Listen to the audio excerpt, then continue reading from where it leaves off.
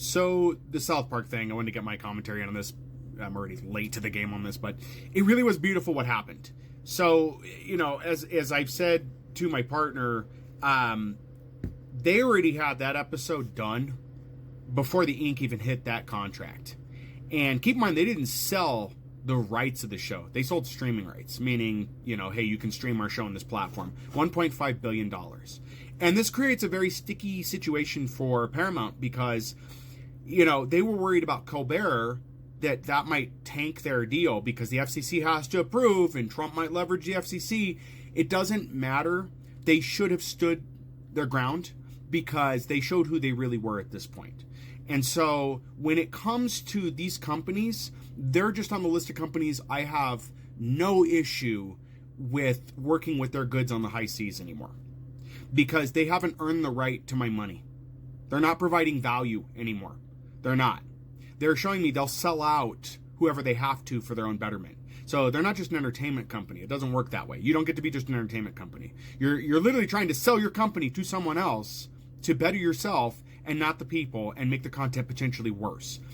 But anyway, the deal that was made was great because at this point, and I'm sure the contract was well written, I'm sure it is a beautiful contract, not to sound like our president, and here's why. Because I'm pretty sure that if Paramount wants to back out, they're either going to have to pay a settlement to the president again, bribe money, or they're going to have to face breach of contract with Matt and Trey Parker.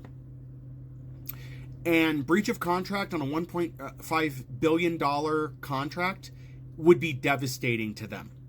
Yeah, they've got money, but it's going to hurt.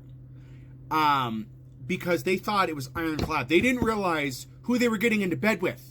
They were like, oh yeah, you know what? Liberals love this. We'll go ahead and we'll put this content on our network. It'll stream out and people buy more of our streaming stuff. What could possibly go wrong? And it's like, the majority of your media is left-leaning. That is media. There is no entertaining right-wing media. The stuff that's out there is what? Lineman by Taylor Sheridan that's pro-oil company? Yeah, it's kind of popular, but it's an offshoot. It's not as popular as, say, Yellowstone and stuff that I'm aware of. It's not talked about as much. And what is Lineman's audience? Right-wing. We already know that when it comes to right-wing media, it's only popular in a couple places. Fox News and that. So the majority of what carries the red right-wing side of things is blue left-leaning things. And I swear the media literacy of the right-wing is something that is just the gift that keeps on giving to media companies that run liberal content. Name any show, and I guarantee you somebody on the right is not understanding the narrative. They can't read, they can't understand subtext, they don't understand any of it. I'm watching a show called Justified right now. It's an older show. That's not a right-leaning show. That's what's hilarious about that. There are so many liberal values within that show mixed in with the country backset that a lot of people on the right must assume that show is right-leaning. Same with Sons of Anarchy. You people do not understand the subtext of anything. But yeah, so Paramount paid $16 million on a lawsuit they could have won. They could have taken the stance for the people. Even if they didn't give a shit, they could have taken a stance for the people and made themselves look better. And now look what they've done. At this point, in my opinion, the only thing that Paramount can do to save themselves, which they don't care, they just want the payday. Hopefully they'll still get their payday, right?